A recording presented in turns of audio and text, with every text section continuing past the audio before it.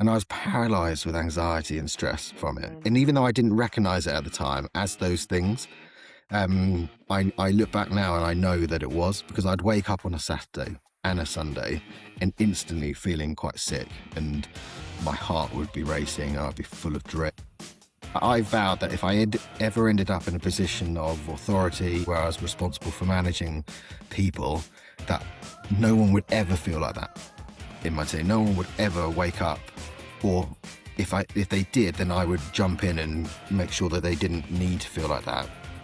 And I just ended up hitting his back wheel and going over the handlebars, flipping right over, landed on my chest and my knees, and just this overwhelming shoot of pain, Welcome back to The Toughest Finish Line, the podcast that shares the stories to inspire you, with me, Jen Doan. This week, we meet a man who shares his story of how a toxic work environment left him battling anxiety, self-doubt, and questioning his own worth. But instead of letting those experiences define him, he found strength through endurance sport. Through his experiences in the workplace, as well as pushing through brutal training sessions and endurance events, he learned lessons in resilience, mindset, and perseverance that helped him rebuild his confidence and become the CEO of a school supporting children with special educational needs, managing a huge team and ensuring no one feels the way that he once was made to feel. In this episode, we talk about what happens when work nearly breaks you, how to keep going when your confidence disappears, and the powerful parallels between endurance events and life's toughest moments. So welcome to the show, Dan Tresman. Dan, thank you so much for being here today. And for people who don't know who you are or know your story, are you able to just give us a bit of an insight about who you are and what you do today? Yeah, well, it's an absolute pleasure to be on your show, and thank you very much for having me. I'm 39 years old now, and I'm a dad of two beautiful kids, one of which is about 6 weeks old, so keeping me very, very busy. First and foremost, that is my priority in life, but I'm also the founder and CEO of a company called Light Years Education, which supports children with special educational needs. My life is around that and around my family, really, and spending time with my family and friends in my spare time. I love sport. I love rugby. I love a challenge. So all of those things are just really important to me, really. And I would say that actually, looking at some of your guests on this show, I would definitely describe myself as the definition of average Joe.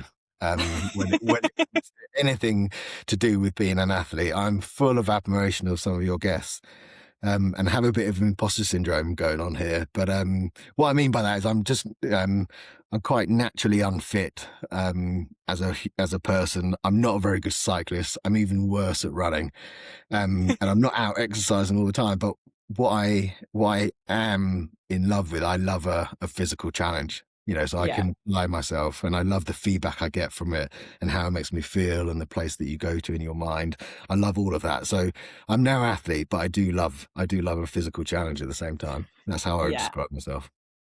Brilliant. Thank you, Dan. And, you described yourself as an average Joe, but knowing your story, I think people can make their own minds up at the end of this episode as to whether they still classify you as an average Joe. But in terms of that, you have an incredibly busy job. And as you say, you're CEO of a business that runs a school for children with special educational needs. How did you get into that world? Well, I've always been a teacher.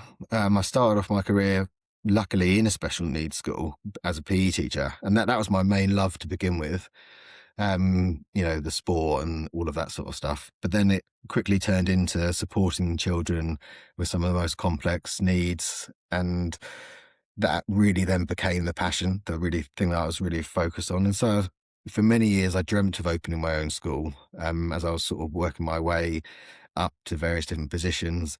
And having been a head teacher for a number of years, I thought now could be the time, or I'm approaching that time where maybe I could just take that risk and take that step and open my own school.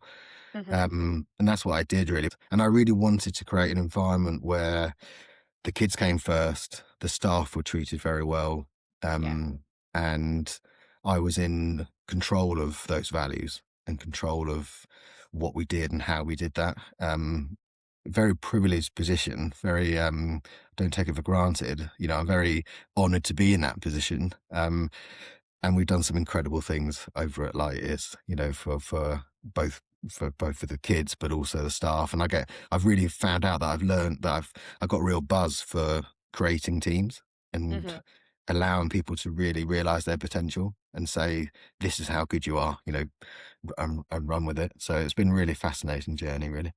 Yeah, and I think that's one of the things that struck me about you is how dedicated you are to the children who, we the world of county council and funding for schools and things like that is often very, very challenging for these children with special educational needs. So you can see your passion for that. But the thing that struck me was just how passionate you are to support your staff as well and your team who are working to support these children.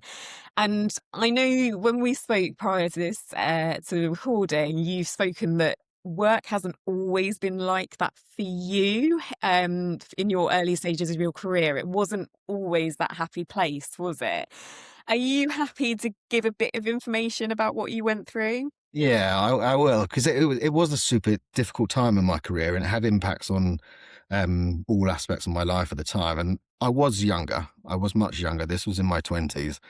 Um, and I basically had a boss that thought I was useless for whatever reason. At some point, this person made up his mind about me, and he wanted another member of staff to be in my role, and made that Right. quite clear. He gave this other member of staff the same role, basically, just with a different job title.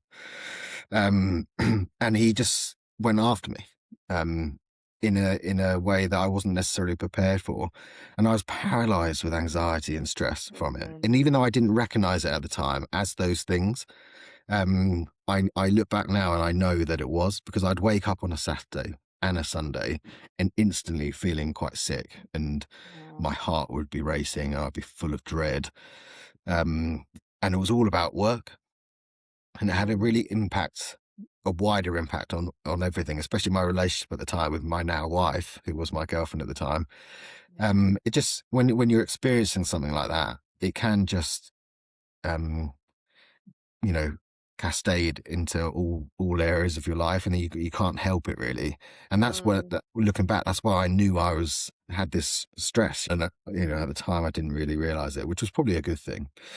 But there were examples of thinking back to it now where I was pulled into this person's office with other members of the senior team, and I was mhm. asked if I was dyslexic. He found out that I was dyslexic. And in these days, I'll proudly say that I'm dyslexic. I think it's a superpower, but it does come with challenges. Of But course. I genuinely think about it as being a superpower, and there's lots of amazing people doing amazing work around it. Yeah. Richard Branson, real amazing Mm, people promoting it. yeah. But at the time, going back 10, 15 years, I would keep that very much to myself. And really, I was not ashamed by it. That's just way too extreme, but I wasn't open and celebrating it. But Mm, I remember this person sort of saying how ironic it was that I had a dyslexic Senko, because that was my role at the time. I was the Senko, which is a special needs coordinator, and how it, seemingly embarrassed he was about having this person in this role looking after children with special educational needs, and then being dyslexic themselves. And I sort of remember leaving that office, that meeting, thinking, "Oh my God, I'm obviously doing something wrong here." But that's just who I am, And yeah. then the other thing is, like, they would put in a performance review on the last day of a term for the first day back after a holiday period. So I'd go away, well, and I had no knowledge of it. It just appeared in my diary, performance review or performance concerns or something. And then I'd go home for 2 weeks and think about that for a 2 week Yeah. period. Just a totally crazy way of leading, and a really horrible way of managing people, instead of just almost having that honest and respectful conversation about various issues. And I'm not saying, I was the world's best Senko, far from it, probably, but there's a particular way of managing and Yeah. leading. And I felt that I was took a bit of a brunt, you know, a, a, a tough approach in that sense, I suppose. Yeah, absolutely. And it's so hard, isn't it, when you're in a job that you're clearly passionate about and supporting those children, but actually there's something bigger that's preventing you from doing your job in the way that you want to do it. And Yeah. because I imagine that did, even though you say you didn't really realize at a time, it will have impacted on you. And you mentioned about the anxiety side of things, but do you think that did affect your confidence in where you were going in life and your kind of direction that you were taking things? Yeah, 100%. I mean, I think I look back at it now and, my confidence was at a record low, Yeah. incredibly low. And I was almost quit teaching for good. I remember applying for other roles in completely different industries that I didn't want to do, that I Wow. knew I wasn't, had any interest in. I was desperate to get out. And I thought it wasn't about getting out to a different school. It was just about getting out because I obviously wasn't very good at what I was doing. Um, And it just so happened that at that time that I was applying, a colleague rang me from a previous setting and said, "Dan, we can't think of anyone better than you to apply for Oh, this role." And I remember just speaking to this person going, "You may remember me from a different time, but I'm not that person anymore, so I'm not the right person." But in the end, he persuaded me to go for an interview. And I was so desperate to leave that negative sort of space that I did go for the interview. And luckily I got it. And wow, what a difference, in the first few months of being in the right environment again, and just how mm, damaging it was being in the wrong environment. You can't even compare the two. So I was very, very lucky that this person rang at that moment in time, not knowing anything about my situation. yeah, Um, yeah, but yeah, very, very low. And not just yeah, about work, even though work was super important, I was really ambitious and I was really passionate about working with kids and, everything about that was amazing. And it would, it was almost destroyed completely. yeah, yeah. And it's scary how just one person can have that catastrophic impact on your entire life. And as you say, it's not just work because it affects your home life and you as an individual. And so thank goodness that that person did send Yeah. you that email and invite you for that job. And do you think that that's that experience has actually helped shaped you as a CEO of a kind of quite a big company? How has that affected how you are within that role now? I mean, 100% it has. I vowed that if I had ever ended up in a position of authority or responsibility where I was responsible for managing people, that no one would ever feel like that in my team. No Yeah. one would ever wake up, or if they did, then I would jump in and make sure that they didn't need to feel like that or whatever. Because I know Mm, it's a complex thing yeah. supporting and managing people, but I just wanted to create an environment where that would never happen. And the two biggest values I have are honesty and respect. So you can have honest sort of conversations with people. Yeah. You don't shy away from if there is a honest conversation to have, then you have to have it. That's part of leading and managing, but you have to do that in a way that is respectful Yeah. and honest and shows empathy, and you show the right amount of support, and you never, no matter what position you're in, doesn't matter, you don't believe your own publicity, you don't have an ego, you just treat somebody with absolute respect. And yeah, I've always think about that, and Yeah. it's had a real positive impact eventually Yeah. Yeah. after a long time. Absolutely, and I think that's the big thing that I'm learning from doing these podcasts is actually in the face of real challenge and adversity and horrible situations often, although at the time it's brutal and you can't see that light at the end of the tunnel, often it does have that knock-on effect and shape you as to who you are, your job roles, and that in turn will be supporting those children that you are working with now, as well as their families who have often gone through battles themselves. So it's great that you've been able to turn it around. And so coming on then, because not only are you a CEO of your company and you're supporting so many children who often have their own battles and challenges that they are experiencing on a day-to-day basis. You have actually done some pretty mega challenges, which we like talking about on the toughest finish line. Including swimming the channel, which shall we start there of where did that idea come from? Because you mentioned that you weren't necessarily a completely active, fit person. Where did that come from? Yes, I mean, I'm not naturally fit, but I've always done, always played rugby, but I'm just not one of those gifted athletes, if that makes sense. Yeah. But this is going back about 9 years now, so it is reliving the past and the glory days, as I would say. But it was about a year after that experience at work, and I started swimming, and I jumped into the lake at Thorpe Park Lake, and I swam. I don't even know if it still exists, but there was a swimming club there, and I swam a 400-meter loop with my wetsuit on and in the cold, and just the coldness of that water and how murky the water was, and I saw a huge fish. It was, I don't know, like a pike or something. I was like, absolutely made me jump out of my skin. But I got out of that and I was feeling electrified. It was really awesome. And I came home and I started reading about open water swimming a bit more because I thought that was brilliant. I want to do more of that. And I read on that day about the channel. I've never even heard of swimming the channel before then. And it said in this passage I was reading that it was the hardest swim in the world. Whether that's true or not, I don't know, but that's what I read. And for some reason, that switch in my mind just turned on, and I was locked in from that moment on. There was no looking back, and that's what happens with me. And I know that about myself now, that I can have lots of ideas swirling around my head, but then if that switch is turned on, and for whatever reason, sometimes there's no rhyme or reason for it. I can feel it though. It's a feeling of, right, that is on now. That's when sort of hyper focus, a driving force in me sort of rages. And I use that word on purpose, really. Rage is not in a negative way necessarily, but just Yeah. it's overpowering, and I allow it to be, and I can't turn it off. I can't shut it down. It's just there, and I allow it to drive me to whatever my personal extreme level is. That's Yeah. different from different people. Because had you say that you went and swam in the lake at Thorpe Park. Had you done much other swimming before that, or was this completely new?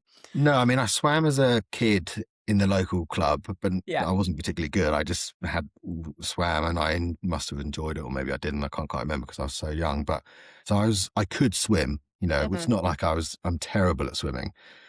I was in no way was I good at swimming. I just knew I could swim, and so I'd done a couple of triathlons before that.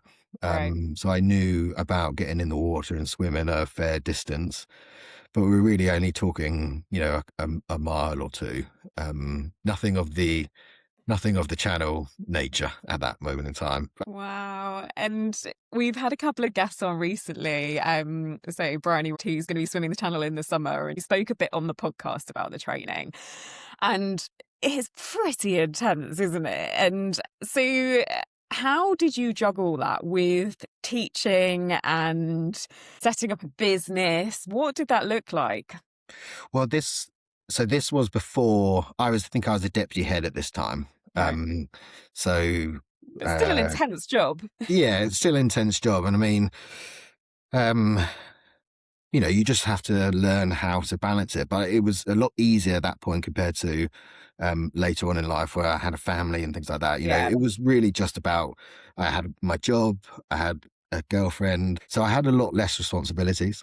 So Mhm. it was easier than maybe in subsequent challenges, but none of it was easy at the same time. No. It's still hard. So I'd be working during the day and then off to the pool every night, really. And for the first couple of months, I just got in the pool and swam because that's how I just tended to do stuff. With just like no real skill. And then I joined a swimming club down in Bournemouth, called the Dirty Swimmers, and Right.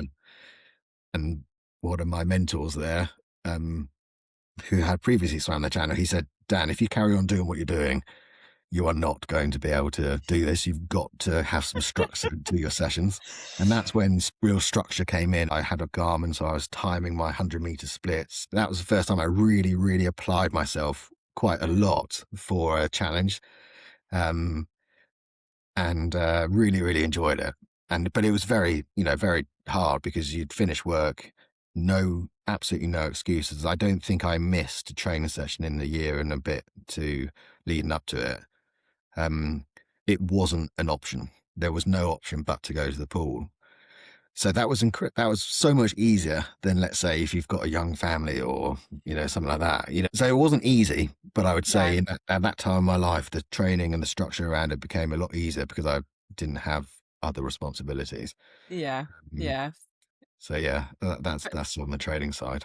Still a big juggle, and it's that commitment and dedication, and you were obviously focused on that end finish line of crossing the channel. So I mean, I just want to touch a little bit on, do you remember much about the start of the channel swim? Yeah, I remember every detail really, and in quite a Yeah. lot of detail. I mean, How were you feeling that time? Was it a morning or an evening start? Because I know sometimes it will depend on it tides and when you was can go. 9:45 at night that we started, Wow. and I'd never swam in the dark before. And actually, I was a little bit scared about swimming in the dark because it's a very unnatural, unnerving thing to do. And you're supposed to do a couple of night swims before, but for whatever Right. reason, I hadn't done that.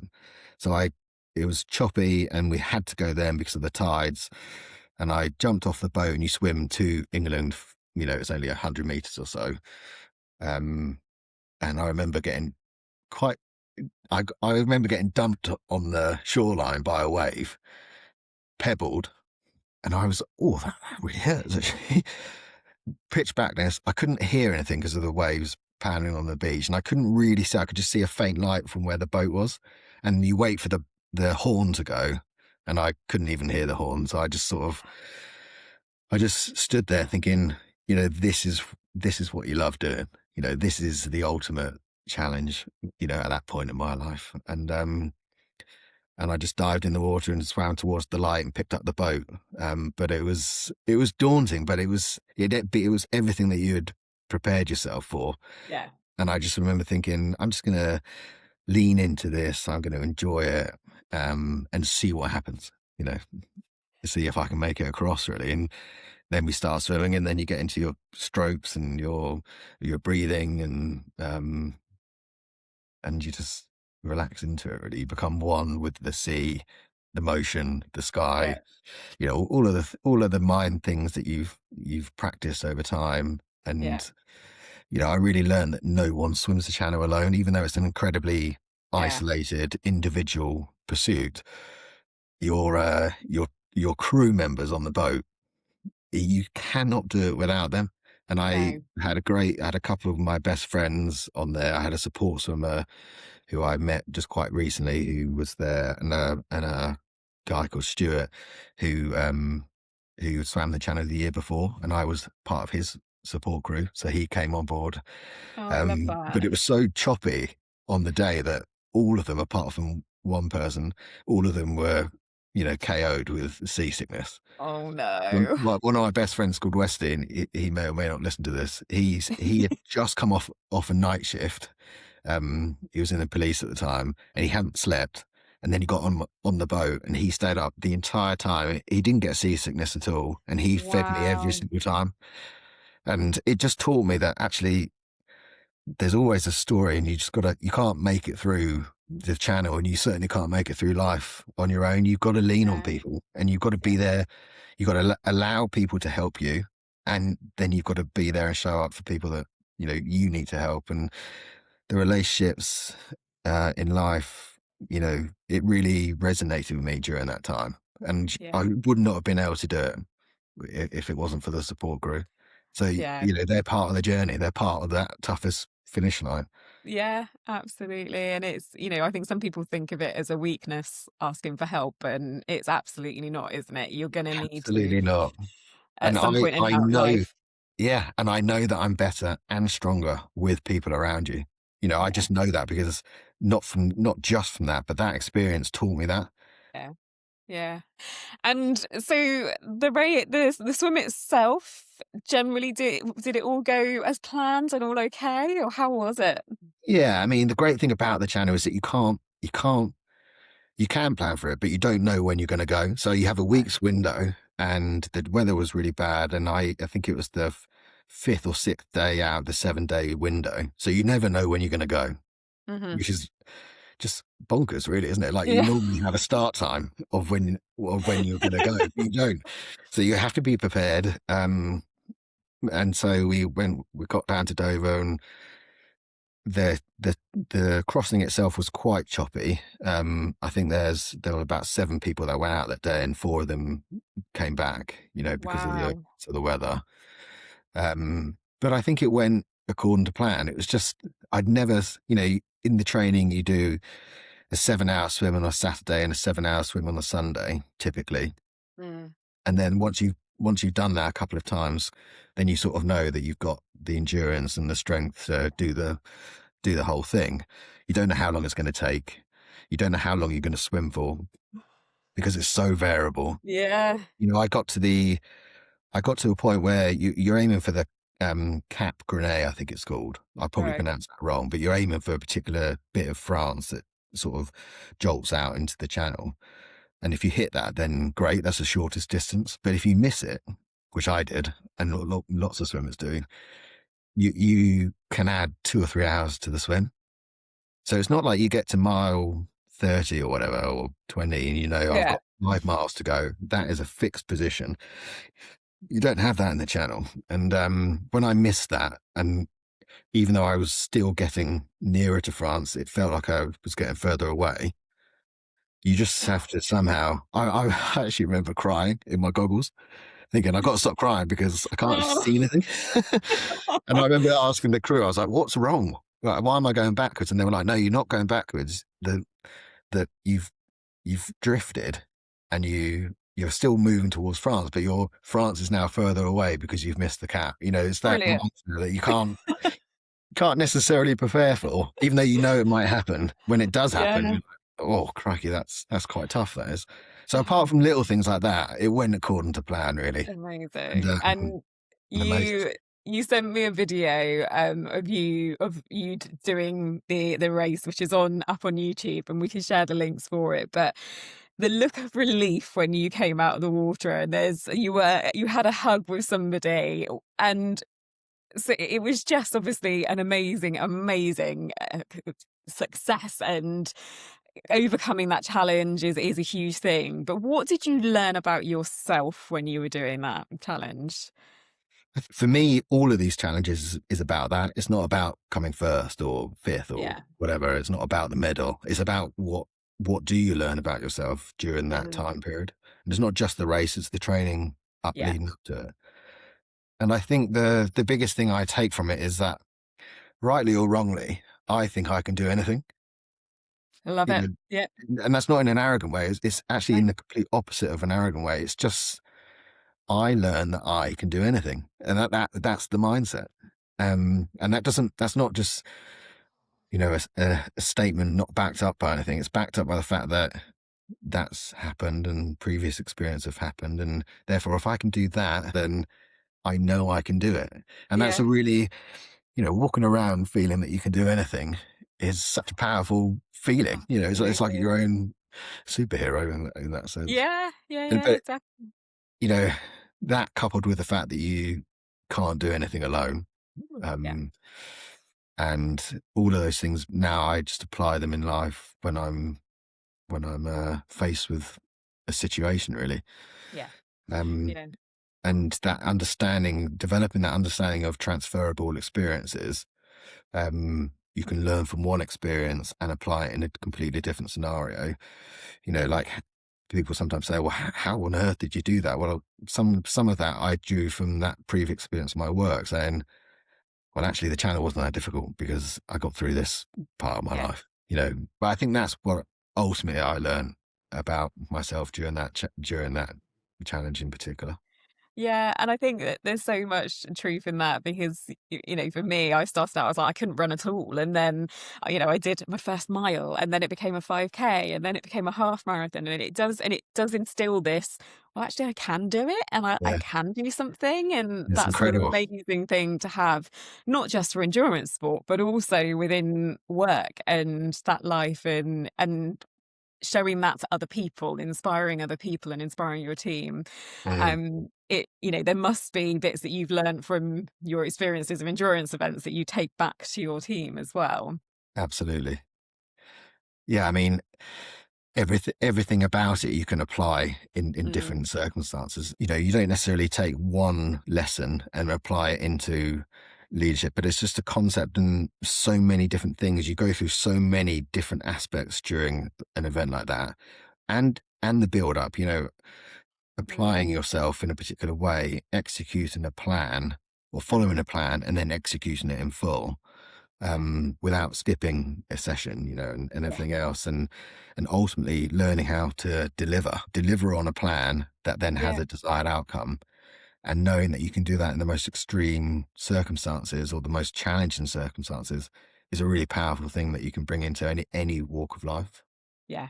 Yeah, for sure. Whether that is home life, whether that's illnesses, whether that's work life, whatever it is, it does apply to so many things, doesn't it? Yeah, and it might be that the thing around the corner is harder than anything you've done Right. before, but you've got a certain amount of resilience, mental Yeah. endurance from whatever you've done before that you can use at least Yeah. and apply it to that scenario that may be harder or whatever it might be. Yeah. Yeah, definitely. And I think there's an element, isn't there, that people get so caught up in their work life and that becomes the be all and end all. And I think the thing that I, love about your story is that you have a big team and yet you're still making sure that you've got time for you and your family. But I think there always has to be the right balance. Yeah. And sometimes that balance is really hard because you've got deadlines, you've got Of course. responsibilities, and Yeah. if you don't do them, then might be in a bit of trouble. And so it's a tough one, really. It's hard. But you got to do stuff for yourself as well, and it's Yeah. fascinating how those priorities then change over time and over a life cycle. Yeah. What I was doing at 27, 28, compared to what my priorities are now. You're still working hard, but you just got other things that you Yeah. need to be doing at that moment in Yeah. time, really. Yeah, it is about finding that balance, which everybody talks about, and it's much easier said than done to find. But I Yeah. think having something for you, and that it doesn't necessarily have to be a massive swim or anything like that, but even just those small challenges can help you Yeah. learn a lot about yourself, which you can then take back. So, going on then, you then decided to set another quite a big challenge of doing an Ironman, didn't you? Where did that idea come from? Yes, I mean, before going back just before the channel, I did do a Ironman 70.3. So the Ironman concept, the Ironman challenge had been on my radar for a very, very long time. Yeah. I read about that at some point and I just thought that was the ultimate Mhm. hardest thing to ever do. It's great. The distances of bonkers, it was just a thing that maybe I thought I could never achieve at the first time I was doing it. But I'm also fascinated by the psychology of an endurance event, and I'm no expert in psychology whatsoever. And I always thought that, in my experience, especially, but I always looked at these sort of amazing athletes that people must be doing these things because they're trying to work themselves out or they're trying to work through Yeah. an Yeah. event in their life that's been particularly challenging. So like powered by almost like a darkness, Mhm. a Yeah. negative experience. And we as humans, we get attached to negativity quite easily. It's actually quite hard to then get out of a negative Mhm. cycle. And it's in those deepest, darkest moments of a race or a training session that you really find out what is driving you. And sometimes Yeah. those moments and those reasons are deeply personal, stuff that you would Mhm. never share with anyone, but you've got a whole load of things that you draw upon. But when it comes down to it, in those real in the depths of those events, when you're on your own and you're in the middle of nowhere, what is it that's driving you? And that's a moment of pure honesty Yeah. at that moment in time. And I'm fascinated by what that means for different people and in different Mhm. contexts. I remember way back when, this is going back a number of years now, I shared with somebody about, I think my exact sort of words were something along the lines of, this triathlon thing, do you think I could do that? And I remember the reaction from this person that was really supposed to have my back at the time. Um, they laughed at me, and the people around No. them also laughed. And it wasn't in a kind-hearted, jokey way, because I'm the first one to take the mick out of myself. This was a real sort of almost like a nasty laugh, and I will never forget it. It triggered a response, at that moment in time. Mm. And it was the spark that lit a fire that then spread and raged for a long period of time. And it was that typical, well, if you think I can't, then I'm going to go and show you that I can. Yeah, It was a absolutely. real moment like that. And so that's when Ironman thought, well, I didn't really know anything about Ironman. I just read it and I thought, well, that Ironman 70.3 seems quite hard to me. And it was my extreme. So Mm. then I did it. And, but reflecting on it now and being totally honest, that challenge, looking back at it now, I always say that it didn't really belong to me. It was Yeah, fueled by, um, somebody else and somebody else's imposed thoughts upon me. I'd say like 95% of it didn't belong to me. And even though I loved the training and I loved the physical side of things, and I got a huge amount of personal satisfaction from that, it was driven by negativity that somebody else yeah. put on me, if you like. And it in Uh-huh. a very different way, the same was the case for the channel, albeit it was a bit more sort of like 60-40. Some of those feelings, from the remnants from the work situation and a bit of turbulent time with relationships and other things Yeah. going on. What was fueling that? It was 60-40, that Mm. negative. And those, what I describe as negative emotions are so, so powerful. They Yeah. are, they are the things that will get you up the hills. They are the things that will get you through the pain barrier. And for a long time, I thought, well, you can't do it. You can't just do one of these being completely happy. That's just ridiculous. Why would you ever do that? Why would you even put yourself in that position? Um, but then when it came to Ironman, the full Ironman experience in Hamburg, Mm. 2023, I can honestly say that at that point in my life, I had reached a completely different mindset. Um, and where I was very, very content, but that was fueled by what I would describe, and I know it sounds a bit cheesy, but it was fueled by love and Mm. positivity and a Yeah. general feeling of I'm so happy with where I am in my Yeah. life, and I've got a beautiful family, and I've got a beautiful son, and I'm doing this because I've chosen to put myself in that Yeah. ridiculous scenario, and, uh, and I wanted to see where that emotion would get me. But I think there's something really powerful about that, of doing an event for you specifically, rather than because somebody told you you couldn't or anything like that. It's there's a difference, isn't there? And racing for you is a very good thing to do. And I think a lot of people need to try and do that for themselves more than for other people, because that's when I think you'll be able to push yourself further in. And I know definitely for me, when I was exactly that, I was like, I'm happy in life, I'm doing okay. I actually learned more about myself rather than thinking about the other people. So there's Yeah. something very powerful there. And we're kind of giggling a little bit about it being a ridiculous race, as you just said, and lots going on, because that race didn't go quite to plan, did it? And it was hearing you talk through what happened that made me think you are not just the average Joe, because what you pushed through in that race was something quite incredible. It was a brutal race. I was actually racing at the time. I didn't know you, but I was on the same race course as you, and there were lots of events that happened within the race that were pretty traumatic. But for you as well, it didn't quite go to plan. Do you want to talk us through how that race went?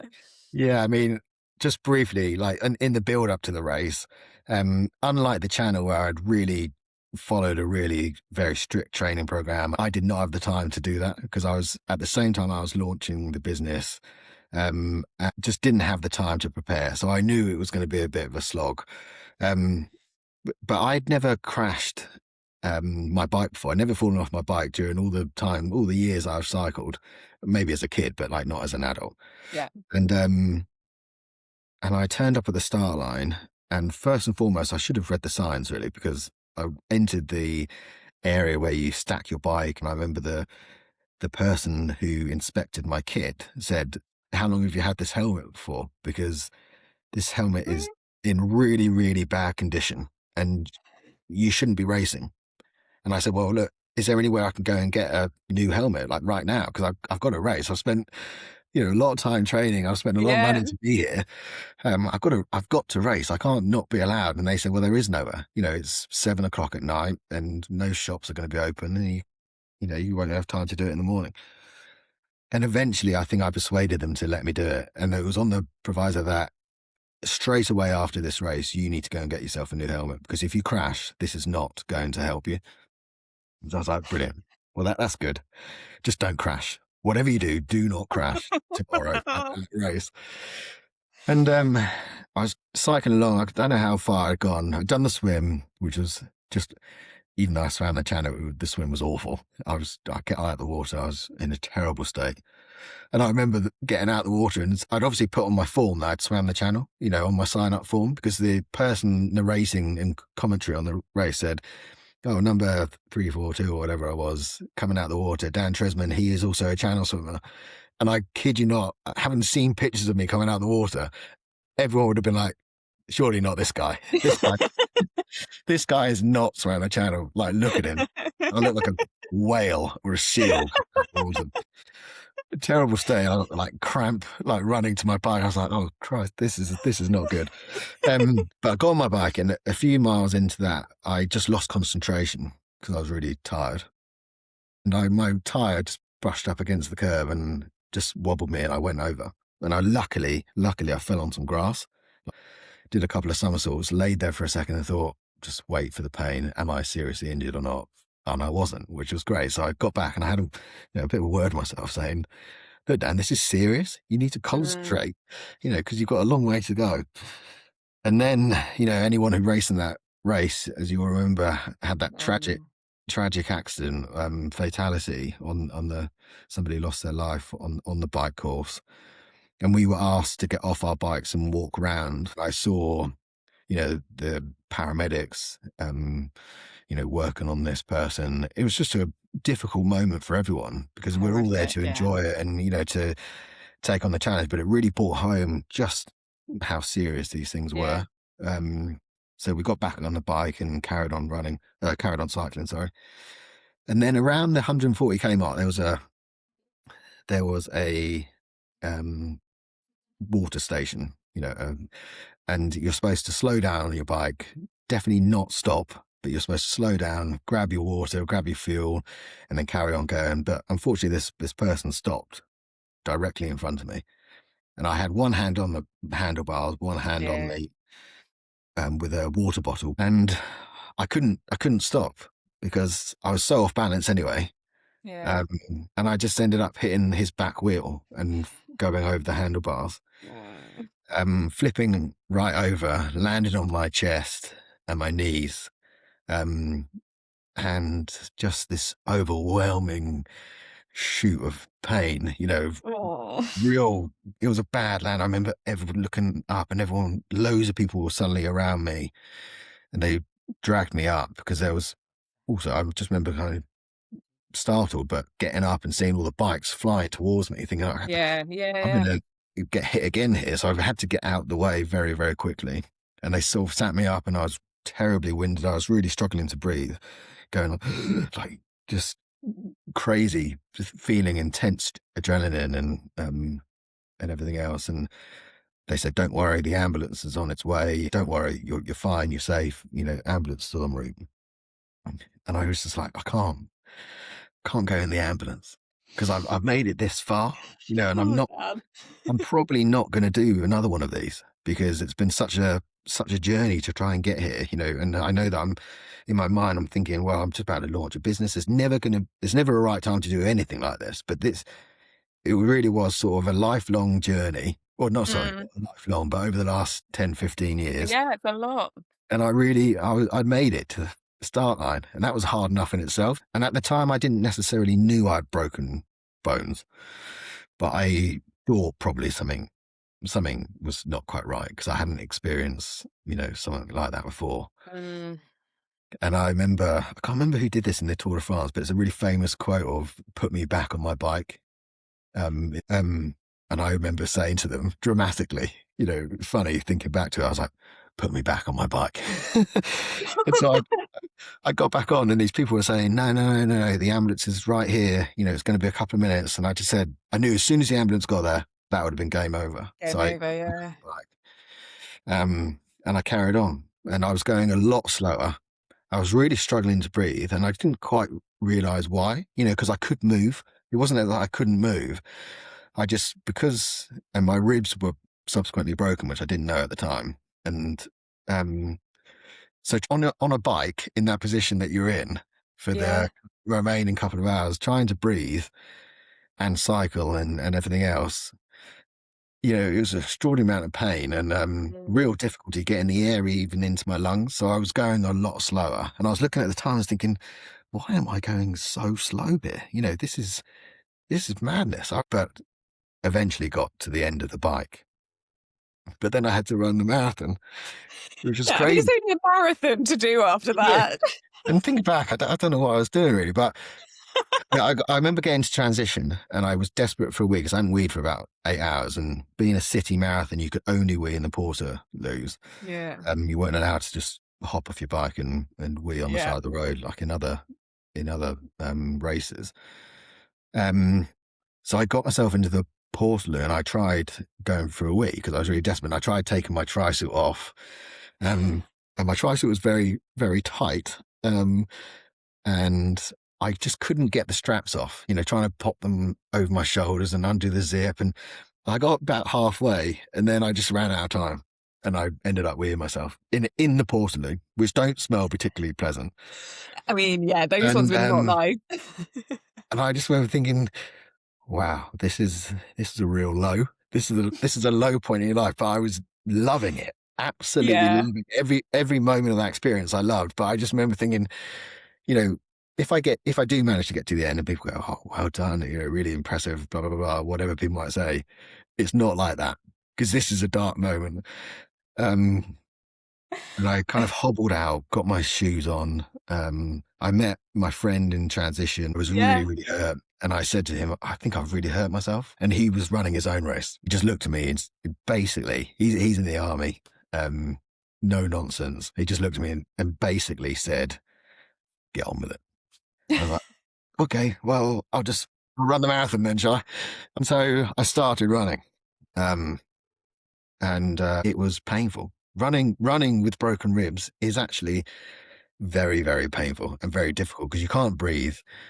And there were two on ribs, the two top ribs on my left hand side, so right near your heart. And actually, I thought, it sounds dramatic, but I actually thought I was having a heart attack for most of that run, or just about to be having a heart attack because of the pain in my chest. I had to take things quite steady the whole time because I was thinking, my heart rate and going through the roof and, blood pressure or whatever. I was exhausted, but I was injured, had what you could describe as a significant injury. Absolutely, yeah. So both of those things made my mental state very, very difficult and very, all over the place. And that thing with the weeing happened two more times. I actually then, there's some spray showers that you go through, and I just spent some time in there just to wash myself off. I know it sounds horrible, but it was It's just the real life of an Ironman. And but the problem with that is that the water then would seep into my shoes, and my shoes and my socks were completely wet, and that meant that they started to rub. Yeah. And when I think about the pain of the ribs, that was one thing, but the pain of the rubbing of the shoes, every single step that you took, that was worse. And at the end of the race, I was covered in blisters all over my soles of my feet, all the pus and all the blood, my shoes were completely ruined. It was just unbelievable. I couldn't walk the next day, let alone the ribs. I couldn't actually walk on my feet. That's how painful it was. It was just bonkers, absolutely madness. And just to think, like, all right, I got to the end, but the journey to get to the end was completely mad. Um, and the whole thing I was quite shaken by, the Mm. whole thing with the bike, and that was still in everyone's mind as they continue to do that journey, and thinking that I might have been having a heart attack. I know it sounds extreme, but it was a No. genuine sort of thought process. And maybe the whole mindset was, my mind was so overwhelmed by exhaustion and pain Mm. and injury that I wasn't necessarily thinking straight. But I just remember thinking, I just want to make it through this alive, and I want to go home, and I want to see the people that I love, because that's what's fueling me to do it. I just want to make it back alive. And that is a very interesting mindset to be in when you are then trying to do something. And I could have just stopped. I Well, could have that was just going to stopped. be my question. Is I think as listening to this, I imagine some people will turn around and say, "Why didn't you just stop? What kept you going?" Yeah, I mean, I don't. Well, I suppose I do know, and I do reflect on it from time to time. But I'm a great lover of music, and there's this song by Obi Trice, and it's real sort of hip hop, sort of gangster. It's literally the opposite of who I am. But some of the lyrics in it is, it says, "What are you going to do when shit hits the fan?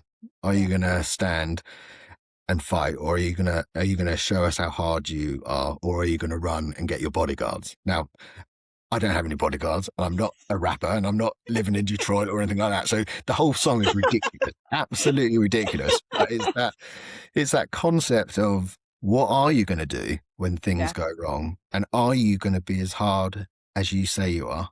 And that's not because I look outwards or want to prove to somebody that I'm tough, whatever. It's a purely inward, um, intrinsic thing here to say, Dan, it's only you out here, but are you as tough as you think you are or say you are? So that's one concept. And Yeah. I love that notion of, how do you know what you're capable of unless you put yourself in that scenario, or are Hmm. unfortunate to experience something that means you have to show how Yeah. tough you are. Um, and there's another great track that I listen to called Dear Obstacle by Fearless Motivation, that says, Right. if you, dear obstacle, whatever the challenge is in front of you, you can't beat someone who refuses to give up. Um, and Yeah. if you want a challenge, pick me, because I'm your worst nightmare. And I just love that whole concept of, Yeah. I am going to do this. And you go into a sort of a frenzy in your mind, that's just, these words and feelings are just swirling around. And they say that the biggest enemy of plan A is plan B, because Hmm. if you've got something to fall back on, that's not your first plan, you're going Yeah. to It go to takes it. away. Yeah. And there was no plan B. You know, there was only one way I was coming off the course. Yeah. There was no plan B. It was, I am going to do this. And I drew on all the experiences I had before. Yeah. But most of it came down to this feeling of love. I was thinking about the people I love. I was thinking about my wife, my son, my wider family, how much they were all rooting for me. And there were times when I was purely being powered by that, and where I'd be walking along with tears just streaming down my face, overwhelmed by emotion and Hmm. love and fatigue. And it was really powerful stuff. I know it sounds quite cheesy, but it was true. And it was the love that got me round, not Yeah. anything like before, the negative, those powerful emotions like anger and, negativity. This was powered by love, and it was Yeah. incredible. And that's why I didn't give up. As simple as Yeah. that, really. Um, Yeah, and I think it's such, one of the beauties about endurance events is you do learn so much about yourself. And coming back to what you said earlier on about how you feel like you can achieve anything, and it's those moments that absolutely, if you get through that when you've broken ribs, your feet are blistered as anything, and you still manage to complete an Ironman, and I think we skimmed over that bit, that actually, despite all that, you still crossed that finish line. yeah, And you can draw on that now into so many parts of your life of, I've done that before, and I can get through tough situation, and there's something so strong about that, isn't there? yeah, it's amazing. And the feeling of crossing the line, crossing that finish line, it was just the sensation of, it was over. Hmm. Like the race was over, but it wasn't just about the race. It Yeah. wasn't just about the 15 years I've been thinking about this moment, doing an Ironman. it wasn't just about the training even just being done. It was just something deeper, and I'm trying to put my finger on it, but it's like that concept of love being more powerful than any other emotion. Yeah. And it had been proven almost, love had dominated the other feelings that had driven me in previous races or challenges, and it had dominated the pain, the injuries, Yeah. the journey on the actual day itself as well. Yeah. Um, and that was a real significant moment in my life, knowing that you're stronger in love than you are in any other emotional state. And that is a wonderful place to understand. And it doesn't happen overnight. That's No. a journey in itself over many years. And Yeah. certainly was for me. And on a more sort of basic level, crossing that line, I knew I needed medical assistance very, very Yeah. quickly. Um, and it was so funny because I joked with my friend who was at the finish line. He'd finished about 3 hours before me. One, he was bored of waiting for me because I'd taken so long to get. But our plan was to then just go out into the town, have a couple of beers, and just enjoy it before collapsing afterwards. But instead, we had to go to the hospital, and I spent, I don't know how long, but it was a few hours getting X-rays and being Yeah. seen. And he wasn't allowed to come back with me. He had to wait in the waiting area. And I remember thinking, I really, really hope that someone's going to come back and say there's something seriously wrong with me, because one, it's going to give me an excuse for why that was so hard. And Yeah. two, if I'd gone out and said to my friend, it's just bruising or something, he would have been Yeah. like, what are you doing? And why have you taken this amount of time? The biggest relief about the whole day was them coming back and saying, unfortunately you have broken your ribs. So it was almost like, yes, thank everyone for that moment in time, because it made it, gave me the reasons why. It was just such a hard day, such a hard day out. I mean, it's incredible. And talk about the toughest finish line. I think there's an absolute definition of a race toughest finish line there, Dan. Absolutely. And fair play for you. Keep on going. I mean, that race, it was tough for a lot of reasons, as we touched on. An Ironman is brutal in itself with the distances and things, as we've said, but doing it with broken ribs and completely blistered feet is another level. So, I mean, congratulations for even making it across that finish line. And Yeah, hopefully your thanks. friend was a little bit more sympathetic than knowing you'd broken ribs than if you had bruised them. No, absolutely no sympathy whatsoever. And if he's listening, there was absolutely no sympathy. But we do laugh about it now. It was just typical of the lack of preparation. Well, yeah.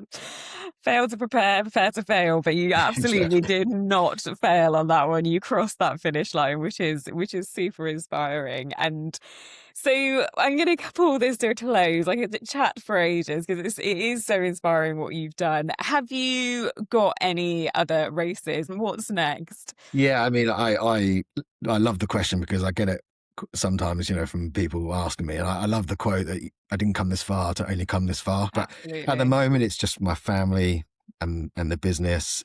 In the future, I've got ambitions for Marathon des Sables or an Atlantic Row, and all these ideas. I'll let them echo around my mind for a little bit, and one of them will land at some point, I'm sure.